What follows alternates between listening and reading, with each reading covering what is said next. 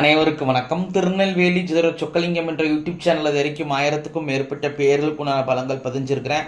So இந்த சேனலை subscribe பண்ணிவிட்டு ஹோம் பேஜில் போய் வீடியோஸில் பார்த்து அந்தந்த பேருக்குடையவங்க உங்கள் பேருக்குண்டான பலங்கள் தெரிஞ்சுக்கோங்க. குறிப்பாக அந்த ஜெய்சாய் அப்படிங்கிற பேருடையவங்க உங்கள் குடும்பத்திலேயோ சொந்தக்காரங்களே நட்பு வட்டாரத்தில் இருந்தாங்கன்னா அவங்களுக்கு நம்ம வீடியோ லிங்கை தயவு செஞ்சு ஷேர் பண்ணுங்கள். நிறைய நண்பர்கள் ஜோடித்தி மேல் பற்றுக்கொண்டு நிறைய இடங்களில் ஜோதிடம் படிச்சுமே ஒரு ஜாதகத்தை கையில் கொடுத்தா பலன் சொல்ல திணறக்கூடிய ஜோதிட நண்பர்களுக்கும் ஏற்கனவே ஜோதிட தொழிலாக பார்த்துக்கிட்டு இருக்க ஜோதிட நண்பர்களுக்கும் இந்த ஜோதிட பரிகார புத்தகங்கள் மக்கள் மத்தியில் நீங்கள் தைரியமும் துல்லியமும் பலன் சொல்ல உதவும். ஜோதிட பரிகார புத்தகங்கள் லிஸ்ட்டை பெற போகிறாங்க. ஸ்க்ரீனில் ஸ்க்ரோல் ஆகக்கூடிய டெலிகிராம் நம்பருக்கு மெசேஜ் பண்ணிக்க அப்படின்னா என்னுடைய புத்தகங்களுடைய லிஸ்ட் விளக்கங்கள் இந்த பார்த்துட்டு தேவையான புத்தகங்கள் வைக்கிடலாம். அஸ்ட்ராலஜிக்கல் கன்சல்டேஷன் ஜாதகம் பார்க்க, ஜாதகம் எழுத, பிறந்த குழந்தைகளுக்கு அரிசி பேர் சூட்ட, திருமண பொருத்தம் துல்லியமாக பார்க்க, குலதெய்வம் அறியாதவங்க குலதெய்வம் அறிய, அஸ்ட்ரோனியூமராலஜி அஸ்ட்ரோனியமாலஜி ஜாதகமே இல்லாதவங்களுக்கு பலன் சொல்ல போன்ற அஸ்ட்ராலஜிக்கல் கன்சல்டேஷனுக்கு தாராளமாக நீங்கள் நினைக்கலாம். குறைந்த குருதட்சணையில் தரமான ஆலோசனை வழங்கப்படும். நேரில் வரணுங்கிற அவசியம் கிடையாதுங்க, ஃபோன்லேயே பலன் சொல்லிடுவேன். சரிங்க, இன்னைக்கு பதிவுக்குள்ளே போவோம். ஜெய்சா என்ற பேருக்கான 50 வகை நயமாலஜி பலங்களை பார்ப்போம். இந்த ஜெய்சா அப்படிங்கிற பேர் ஒரு நண்பர் விரும்பி கேட்டிருந்தார். அதனால் அந்த பேருக்குண்டான பலங்கள் பதிஞ்சுக்கிறேன்.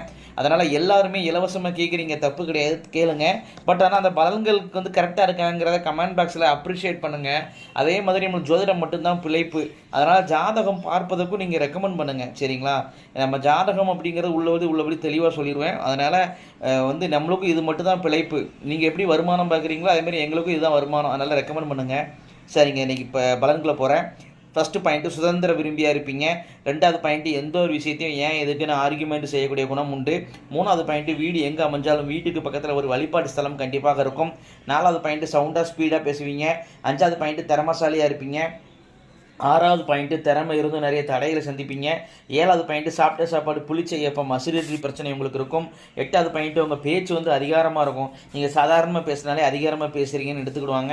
9வது பாயிண்ட்டு வாகன யோகம் உண்டு. 10வது பாயிண்ட்டு ஈகோ குணம் உண்டு. 11வது பாயிண்ட்டு கேஸ் ட்ரபிள் பிரச்சனை உண்டு.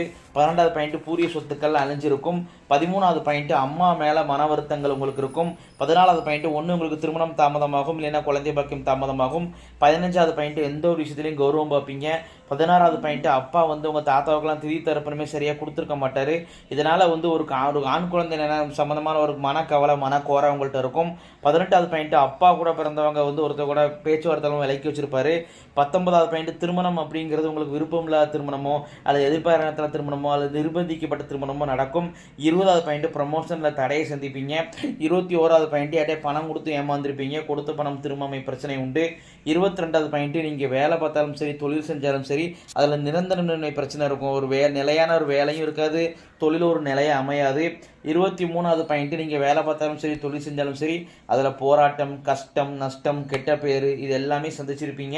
24வது பாயிண்ட் உங்கள் குடும்பத்தில் கன்னி உண்டுங்க. கன்னின்னு சொன்னால் குறைஞ்ச வயசில் இறந்து போன பெண் குழந்தை கன்னி. அது பிறந்து 2 நிமிஷத்தில் இறந்து போன ஒரு பெண் குழந்தையும் கன்னி தான். உங்களுக்கோ உங்கள் அப்பா அம்மாவுக்கோ அல்லது உங்கள் கூட பிறந்தவங்களுக்கோ ஒரு பெண் குழந்தை இறந்து போச்சுன்னா அது கன்னி தாங்க. அது அவசியம் வழிபடணும். கன்னி தேவதையை முறைப்படி வழிபாடு செய்வது எப்படி, கன்னி தெய்வ வழிபாட்டு முறைகள் A to Z அப்படிங்கிற புத்தகமே போட்டிருக்கிறேன். டெலிகிராம் ஆப்புக்கு தொடர்பு கொண்டீங்கன்னா அந்த புத்தகத்தை அனுப்பிச்சிக்கிறேன். அதன்படி கன்னி தெய்வ வழிபாடு முறைப்படி செஞ்சுக்கோங்க. 25வது பாயிண்ட்டு உங்களுடைய ஆத்மார்த்தமான தெய்வம் முன் ஜென்மத்தில் நீங்கள் வேண்டி விரும்பி வழிபட்ட தெய்வம் இந்த ஜென்மத்தை அர்பாலிக்கு நிற்கிறது யார் அப்படின்னு கேட்டிங்கன்னா முருகப்பெருமான் தாங்க. இத்துடன் ஜெய்சா என்ற பேருக்கான 25 வகையான நேமாலஜி பலன்கள் முடிவடைகின்றன. இப்போ பேரை வச்சே 25 பலன் சொல்கிறோம். நாங்கள் ஜாதகத்தை சின்ன அதிகமாகவும் இவ்வளோ துல்லியமாகவும் சொல்லுவேன் அப்படிங்கிறத யோசிச்சு பாருங்க நண்பர்களே. ஸோ ஒரு முறை அஸ்ட்ராலஜிக்கல் கன்சல்டேஷனுக்கு வாங்க. நன்றி நேர்களே, நன்றி, வணக்கம்.